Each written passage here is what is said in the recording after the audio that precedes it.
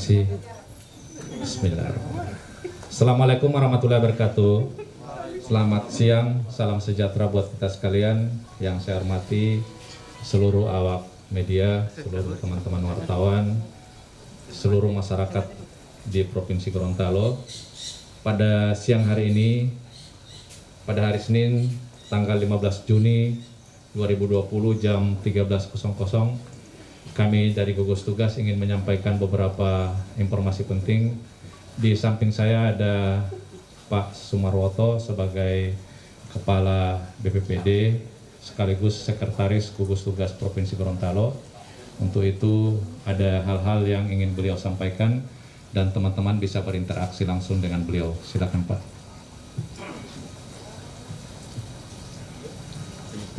Bismillahirrahmanirrahim. Assalamualaikum warahmatullahi wabarakatuh.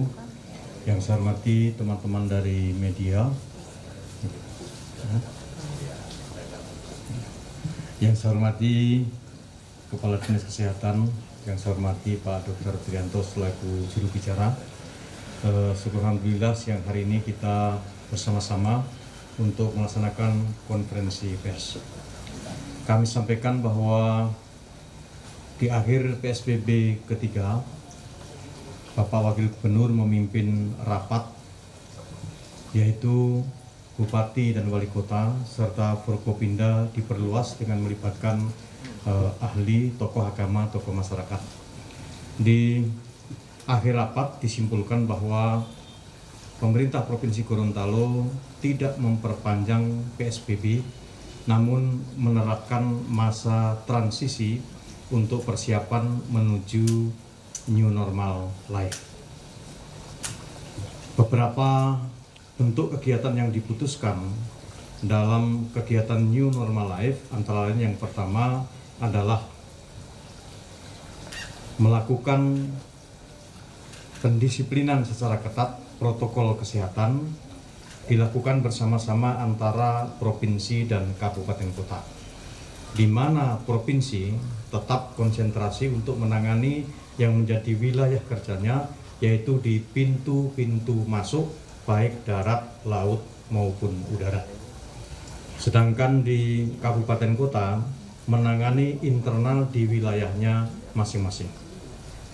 Kemudian di masa transisi juga pemerintah provinsi memberikan kewenangan kepada kabupaten kota untuk menyusun perda masing-masing yang disesuaikan dengan keadaan, kondisi, kesiapan baik itu infrastruktur, SDM, dan juga sarana dan prasarana untuk menuju new normal life. Jadi dimungkinkan ada kabupaten satu dengan kabupaten berbeda dalam masa transisi disesuaikan dengan kondisi daerahnya masing-masing. Selanjutnya, provinsi menangani di pintu masuk perbatasan. Provinsi melakukan satu kebijakan, yaitu yang pertama membolehkan orang masuk di Provinsi Gorontalo.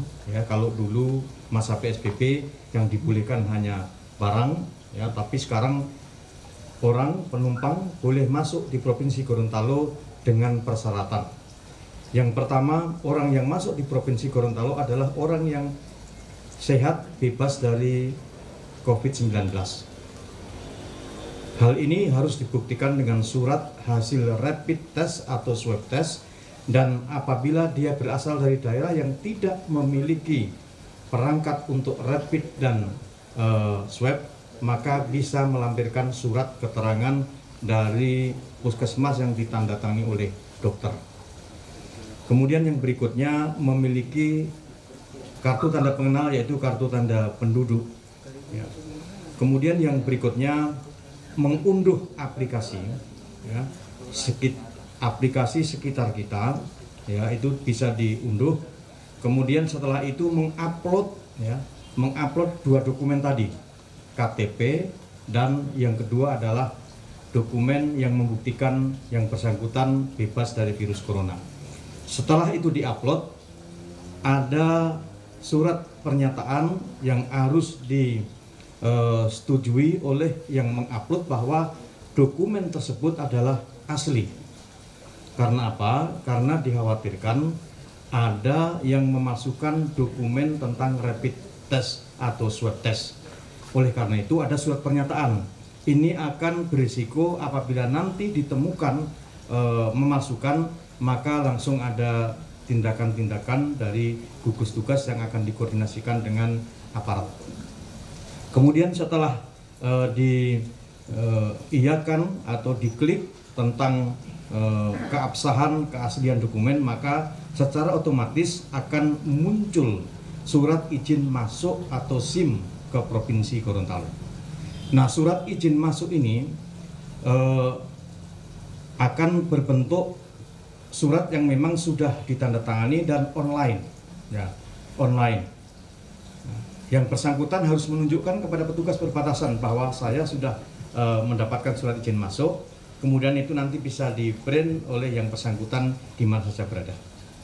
Nah, sekarang Provinsi Gorontalo menggunakan aplikasi online dalam melakukan pelayanan kepada orang yang akan masuk. Pertimbangannya apa? Pertimbangannya yang pertama adalah kemudahan dan kecepatan. Yang kedua, pertimbangannya gugus tugas ingin memastikan, memantau orang-orang yang masuk ke Gorontalo berada di posisi mana, kemana saja selama di Gorontalo. Maka dengan aplikasi itu, semua orang yang masuk Gorontalo yang sudah mengupload, mengisi aplikasi itu, maka akan terpantau dia berada di wilayah mana. Fungsinya apa? Gugus akan bisa memberikan warning, peringatan kepada orang itu, misalnya dia berada di kawasan atau wilayah merah, zona merah.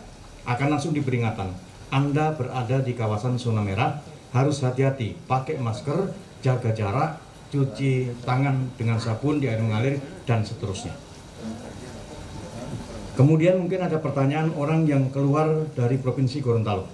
Nah, kalau keluar harus menyesuaikan dengan daerah tujuan. Karena apa?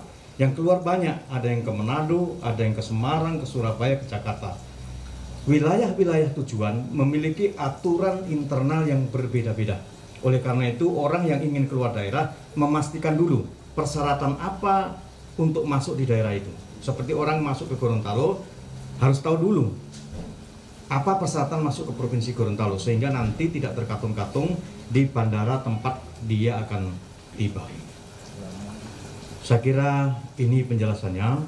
Kami mengharapkan kepada rekan-rekan media untuk membantu mensosialisasikan kebijakan ini agar orang yang masuk di Gorontalo betul-betul terkoordinir, teradministrasi, sehingga upaya pemerintah dalam memutus mata rantai virus corona ini bisa dicapai dan Gorontalo secepatnya bisa menuju kembali ke new normal life.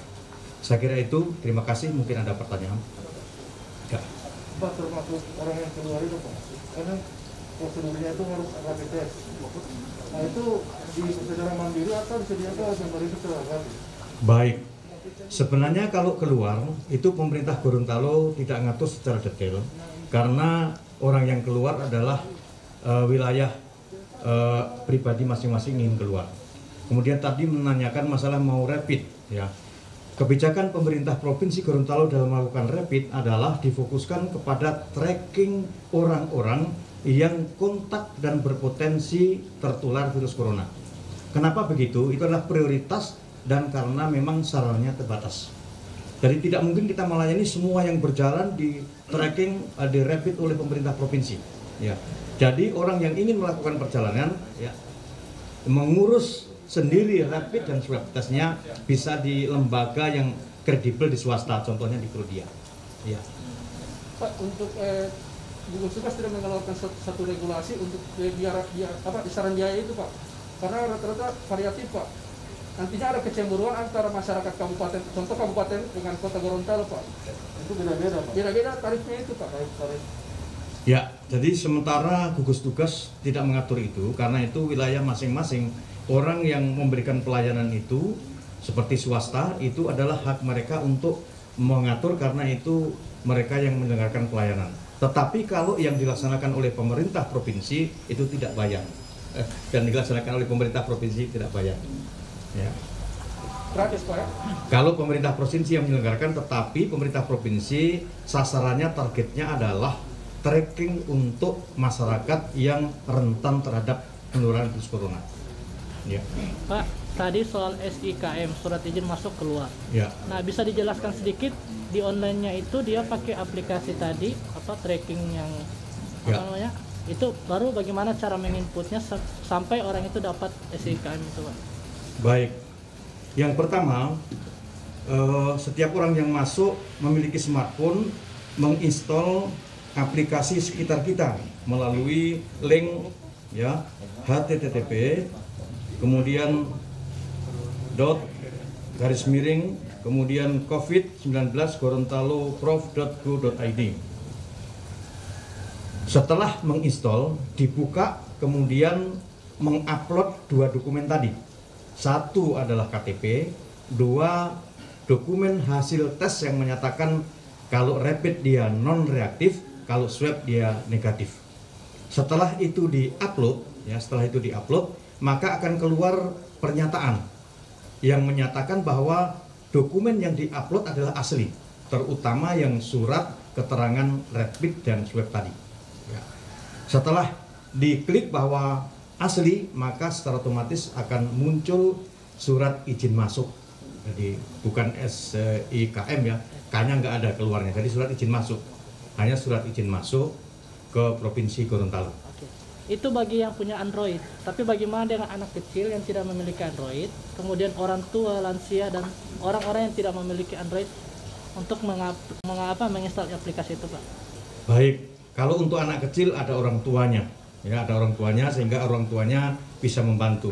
Tapi bagi masyarakat yang tidak punya, maka gugus tugas menugaskan personel di pintu-pintu perbatasan darat, laut, dan udara yang membantu masyarakat yang tidak memahami atau tidak punya HP Android. Ada juga yang tidak punya nih, orang berjalan ini.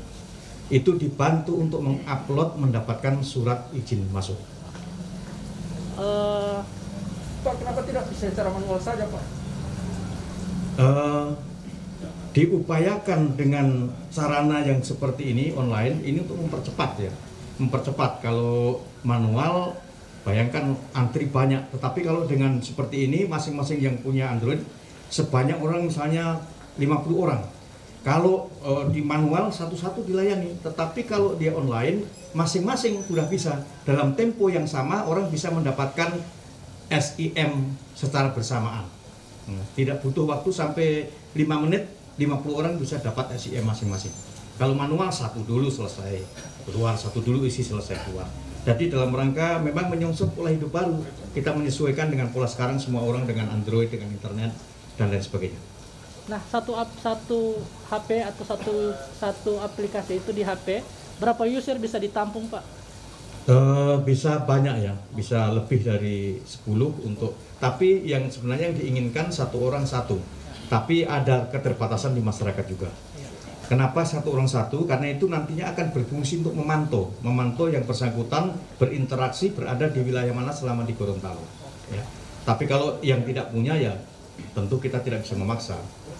Yang tidak punya kita fasilitasi dengan menugaskan orang membantu personel tersebut untuk bisa mendapatkan SIM masuk ke Gorontalo. Nah, Pak, untuk masyarakat ini karena banyak yang bertanya, untuk PO, itu kan mereka datang di sini hanya mengantar penumpang, terus balik lagi ke daerah lain, dan begitu seterusnya. Apakah mereka harus mengurus SIKM dan juga rapid atau swab testnya? Baik, untuk orang yang melakukan perjalanan bolak-balik seperti itu, maka sesuai dengan SE Gugus Tugas nomor 7 tahun 2020, dia berlaku 14 hari. Kalau yang orang berjalan satu orang, perjalanan satu kali, dia 3 hari rapid itu. Jadi kalau yang bolak-balik, dia tetap harus melakukan rapid, ya, melakukan tes rapid. Karena apa? Karena dikhawatirkan nanti membawa penyakit dan menulari orang-orang Gorontalo. Tentu kita tidak mau. Ada orang datang, hanya tiba sesaat, kemudian balik, ternyata dia menularkan kepada orang lain.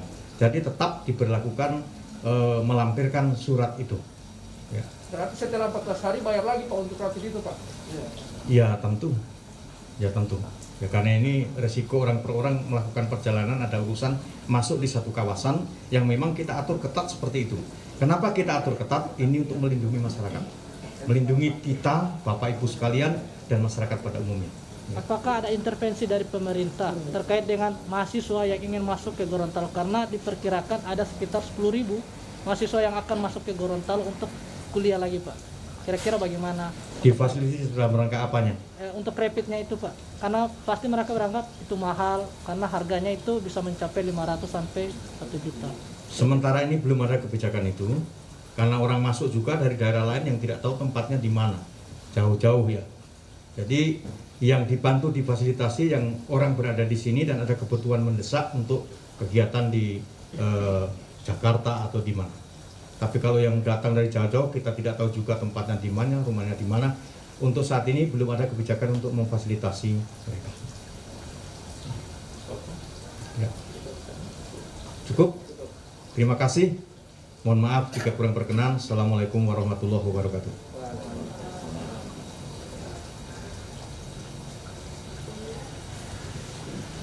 Terima kasih banyak Pak Sumarwoto, Sekretaris Gugus Tugas. Kini kita masuk kepada laporan dari Gugus Tugas tentang perkembangan daripada COVID-19 di Provinsi Gorontalo ini. Kami dari Gugus Tugas menerima spesimen dari Balai POM sejumlah 230 spesimen. Dari 230 spesimen ini, spesimen negatif sejumlah 204 spesimen, di mana yang negatif itu yang sembuh 8 orang, kemudian spesimen yang positif 26 orang, di mana yang lama 3 orang dan pasien baru 23 orang.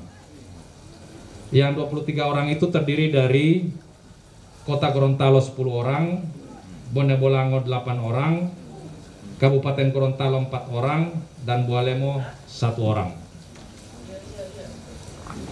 Pasien sembuh yang 8 orang ini adalah pasien 63 NA, perempuan 19 tahun, di mana hasil swab ketiga dan keempatnya PCR-nya negatif dan keadaan umum pasien baik, dirawat selama 19 hari.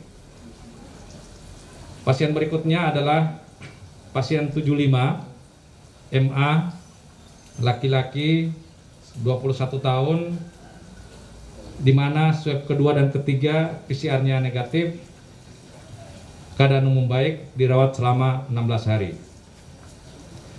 Yang sembuh berikutnya adalah pasien 80, pasien SM, perempuan 22 tahun, hasil swab dan kedua dan ketiga PCR-nya negatif, keadaan umum baik, dirawat selama 16 hari. Pasien sembuh berikutnya adalah pasien 114 atau ELK, perempuan 26 tahun, rapid kedua dan ketiga, maksud kami swab kedua dan ketiga PCR-nya negatif, keadaan umum baik, dirawat selama 14 hari. Pasien yang sembuh berikutnya pasien 115 atau 115, nama SMA, perempuan 25 tahun, hasil swab kedua dan ketiga PCR-nya negatif, keadaan umum baik, dirawat selama 14 hari. Yang sembuh berikutnya adalah pasien 116 atau WH, perempuan 19 tahun, swab yang kedua dan ketiga PCR-nya negatif, keadaan umum baik, dirawat selama 14 hari. Pasien sembuh berikutnya adalah pasien 127 atau LNB, perempuan 35 tahun, swab kedua dan ketiga PCR-nya negatif, dirawat selama 10 hari, keadaan umum pasiennya dalam keadaan baik. Pasien yang sembuh terakhir pada hari ini adalah pasien 131 atau FTD, perempuan 34 tahun, swab kedua dan ketiga PCR-nya negatif, dirawat selama 10 hari.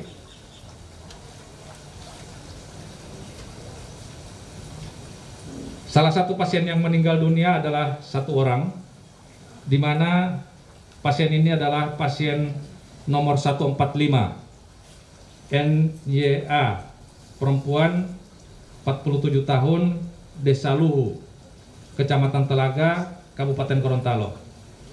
Pasien 145 ini sudah terkonfirmasi positif sejak tanggal 9 Juni 2020. Diambil swab yang kedua, kemudian meninggal pada tanggal 13 Juni 2020 jam 1.45.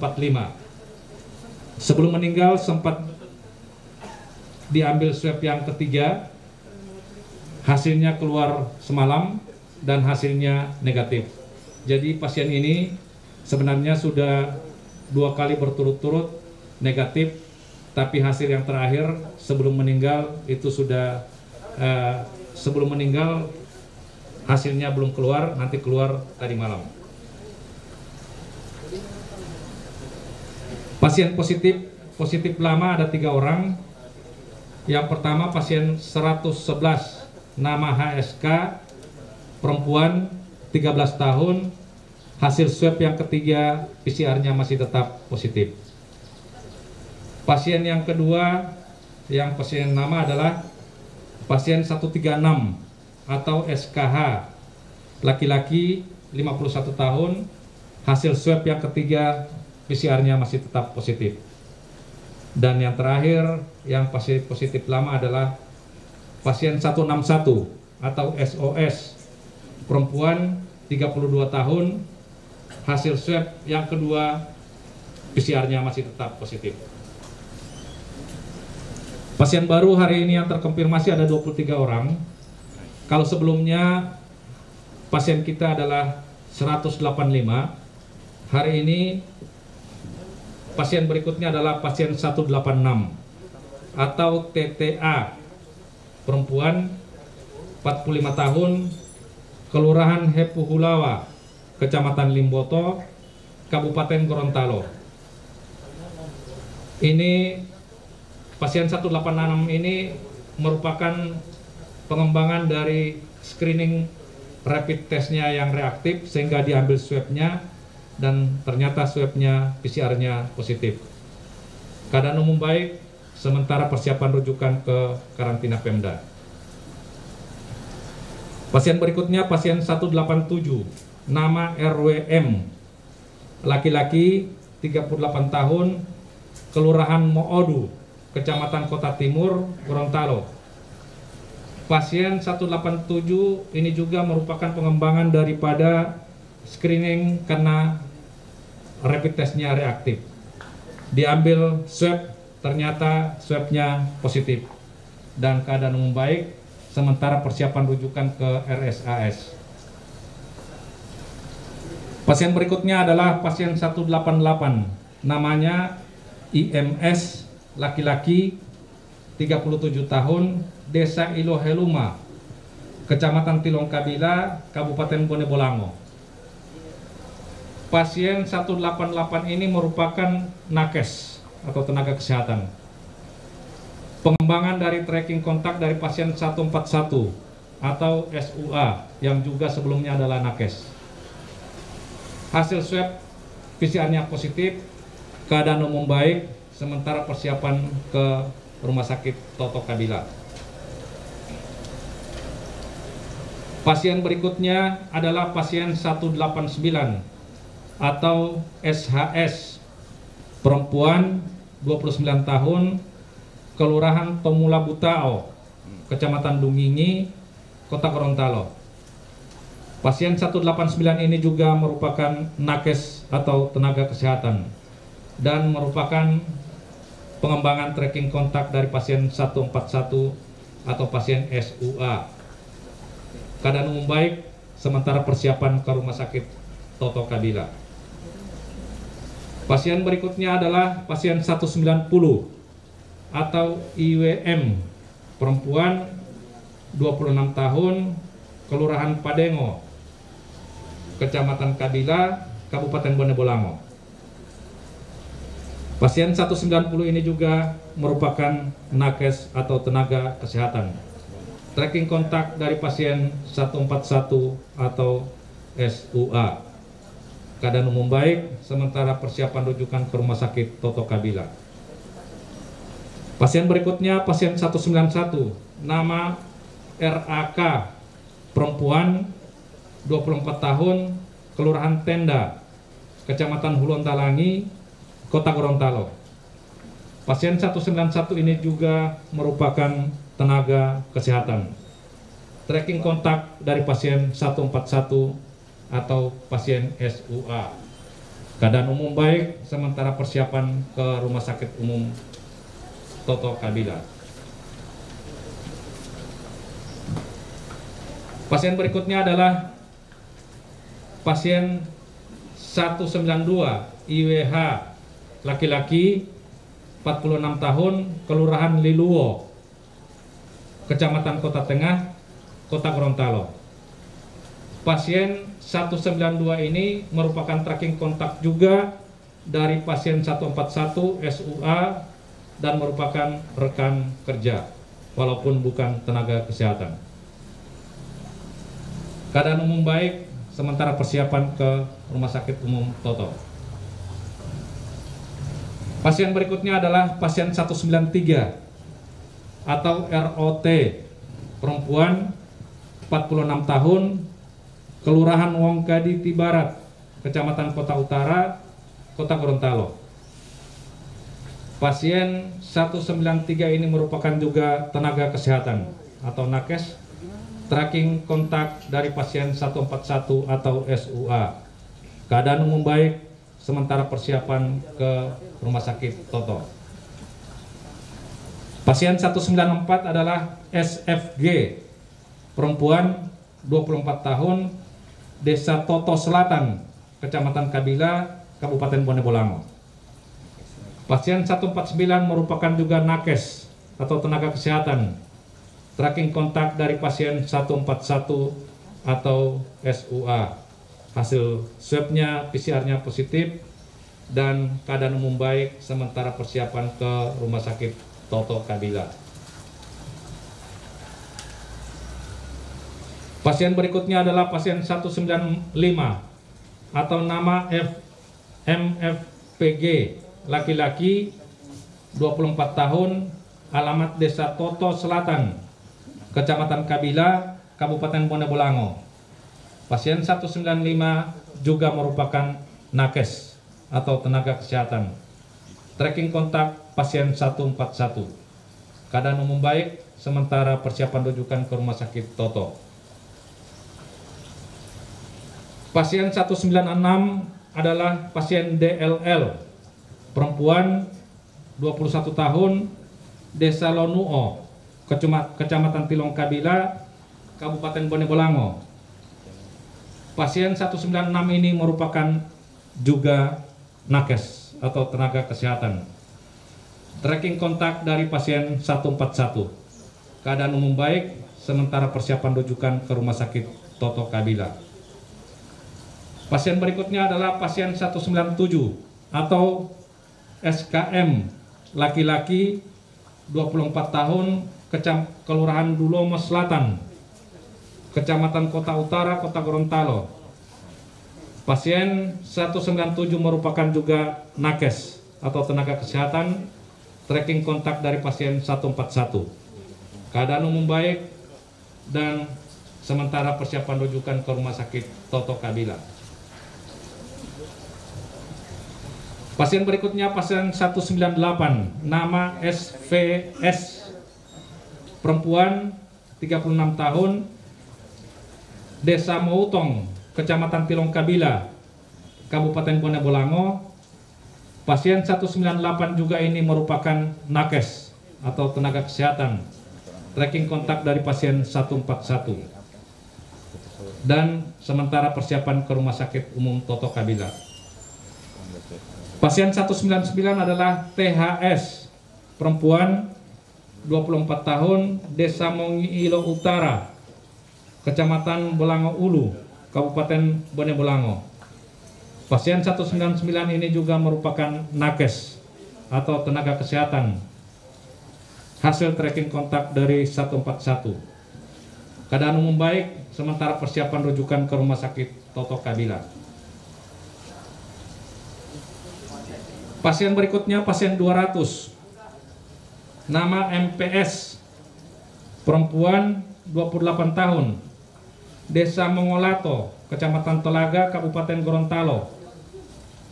Pasien 200 merupakan juga nakes atau tenaga kesehatan. Tracking kontak dari pasien 141.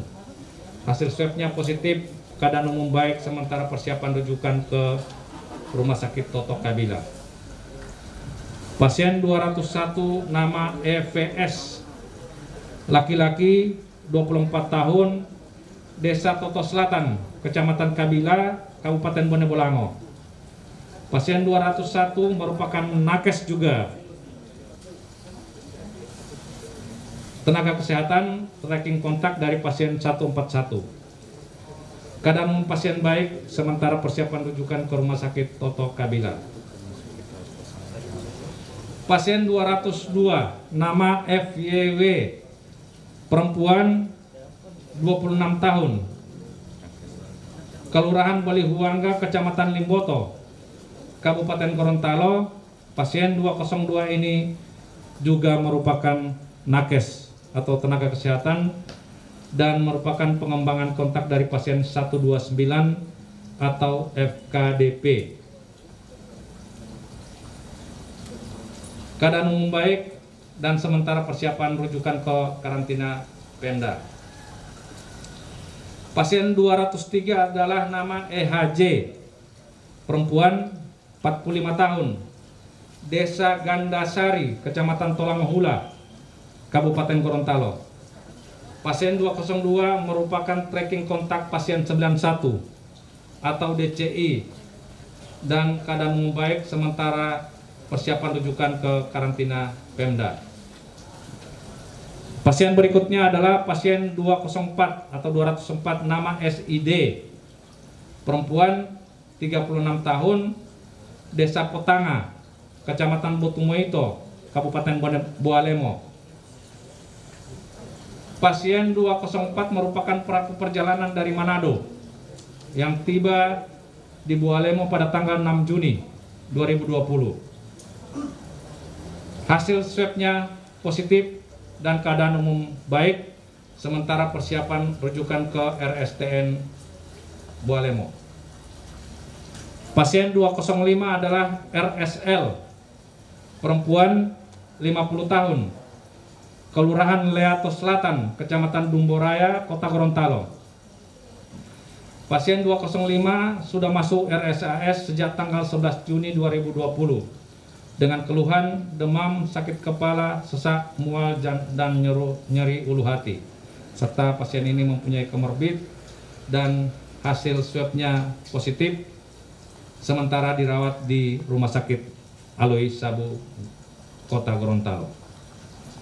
Pasien 206 adalah SNI, laki-laki 59 tahun, Kelurahan Wongkaditi Timur, Kecamatan Kota Utara, Kota Gorontalo. Pasien 206 sudah masuk Rumah Sakit Aloi Sabu sejak tanggal 11 Juni 2020 dengan keluhan sesak, batuk, dan demam serta ada riwayat komorbid. Dilakukan rapid test reaktif dan diambil swabnya positif, sementara dirawat di Rumah Sakit Aloi Sabu. Pasien yang berikutnya adalah pasien 207 IYD, perempuan 41 tahun, Kelurahan Liluwo, Kecamatan Kota Tengah, Kota Gorontalo. Pasien 207 ini pula merupakan tenaga kesehatan atau nakes. Tracking kontak dari pasien 144 atau MIM. Hasil swabnya positif, keadaan umum baik, sementara persiapan ke karantina Pemda. Pasien yang terakhir yang terkonfirmasi hari ini adalah pasien 208 atau FRA, perempuan 28 tahun, Kelurahan Leato Selatan, Kecamatan Dumboraya, Kota Tengah. pasien 208 masuk rumah sakit Alwi Sabu pada tanggal 12 Juni 2020 dengan umur kehamilan 37 sampai 38 minggu. Ya. Hasil PCR-nya positif, keadaan umum baik. Insya Allah kita doakan persalinannya lancar. Total pasien sampai dengan hari ini adalah 208 orang.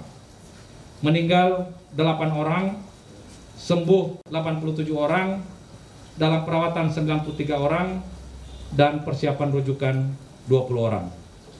Demikian yang bisa kami informasikan kepada teman-teman sekalian. Silakan. Soalnya suka di kamar ini. Yang ibu hamil itu Pak, itu screening rapid juga Pak? Dia memang sudah masuk ke rumah sakit, kemudian dilakukan screening dan ternyata positif. Ada lagi? Pak, dari sekian banyak nakes tadi, berapa banyak dokter Pak? Iya, oke lah. Ya, sampai dengan hari ini virus corona ini terbukti bahwa tidak memandang siapapun, termasuk tenaga kesehatan. Dari 16 orang tenaga kesehatan hari ini terkonfirmasi, dan jadi 23 orang itu 16 orang diantaranya adalah nakes. Nakes itu terdiri dari dokter 6 orang, kemudian perawat 6 orang, bidan 2 orang, dokter 6, perawat 6, bidan 2, apoteker 1, yang bekerja di rumah sakit itu 1 orang lagi. Jadi ada sekitar 16 orang yang hari ini dinyatakan terkonfirmasi positif dari tenaga kesehatan.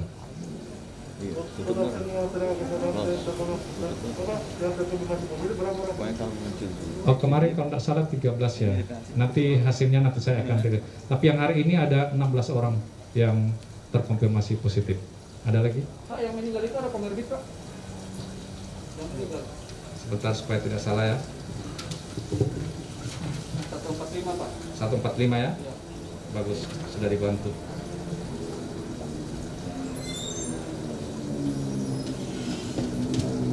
Satu berapa? 45 Pak. 45. Yang meninggal. Oh, yang meninggal. Oh ya. Yang meninggal ya. Oke.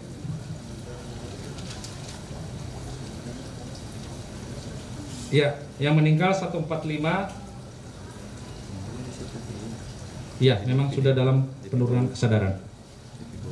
Jadi yang bersangkutan masuk pada tanggal 9 Juni. Kemudian diambil swab swab pertama positif. Kemudian diambil swab yang kedua negatif. Terjadi penurunan kesadaran, itu terpasang ventilator. Sudah sementara itu kita ambil swab yang ketiga. Sebelum swab yang ketiganya keluar, yang bersangkutan sudah meninggal dunia. Ada lagi? Pak, yang tadi saya beralih yang soal rapid Pak. Itu harga rapid kalau di swasta berapa ya Pak? Oh, itu ranahnya mereka. Saya tidak tahu kalau berapa harga rapid yang ada di swasta. Yang jelas bahwa rapid yang disiapkan oleh gugus tugas provinsi dan dibagikan ke kabupaten kota itu tidak dibayar, alias gratis. Tapi warga umum bisa pakai itu Pak? Seperti tadi yang sudah diterangkan oleh Pak Sekretaris Gugus, bahwa rapid kita ini diperuntukkan untuk pasien-pasien, bahkan untuk yang terkontak. Jadi bukan untuk kami belum punya untuk umum, tetapi kami untuk tracking kontak dengan pasien-pasien dan yang untuk penegakan diagnosa. Gorontalo berapa banyak tempat untuk bisa melakukan rapid dan swab Pak? Informasi ini baru ada 2 kalau tidak salah ya untuk swasta. Nanti kami akan update lagi. Ya, mudah-mudahan akan bermunculan institusi swasta yang bisa membantu di dalam pemutusan mata rantai daripada COVID-19 ini. Ada lagi? Pak, untuk pemeriksaan di Balai POM masih bisa bertahan berapa bulan ke depan Pak? untuk reagen kit? Insya Allah kita berusaha sampai saat ini kita masih siap. Mudah-mudahan ini kita juga sudah, Pak Gubernur, Ketua Gugus Tugas sudah menyurat kembali ke BNPB Pusat. Insya Allah kita akan dibantu lagi dengan reagen dari pusat, dan sekarang sementara proses pengiriman insya Allah bisa secepatnya tiba di Provinsi Gorontalo, karena itu memerlukan suatu perlakuan khusus karena dia reagen. Tenaga itu kita sudah tambah. Jadi tenaga yang ada di sana, tenaga analis yang ada di Provinsi Gorontalo itu kita sudah tambah untuk bisa membantu tim yang ada di Balai POM sekarang. Untuk bantuan yang akan sementara kirim ke Gorontalo berapa jumlah itu, Pak? Kita minta 10.000, yang mudah-mudahan bisa 10.000 itu dipenuhi semuanya. Ada lagi? Cukup ya? Cukup. Ya. Sebagai kewajiban moral untuk kita semua bahwa pandemi ini masih berlangsung, utamanya di Provinsi Gorontalo. Kenapa seperti itu? Data menunjukkan bahwa masih ada kasus baru. Kalau masih ada kasus baru, berarti masih ada proses penularan. Saat ini PSBB ketiga sudah berakhir dan kita memasuki kehidupan yang baru. Saat ini yang perlu dipahami oleh kita semua adalah disiplin daripada diri kita sendiri, sayangi diri, sayangi keluarga, sayangi kerabat kita. Karena virus ini bisa menyerang siapa saja, termasuk tenaga kesehatan yang notabene mempunyai pengetahuan yang lebih sedikit untuk itu, tetapi karena terkontak selalu dengan hampir setiap saat, setiap waktu berkontak dengan pasien yang positif, maka beberapa di antara rekan-rekan kita itu tertular oleh penyakit ini. Apa yang perlu diingatkan, tolong teman-teman awak media ini, tolong ingatkan, saling mengingatkan, utamanya adalah masker.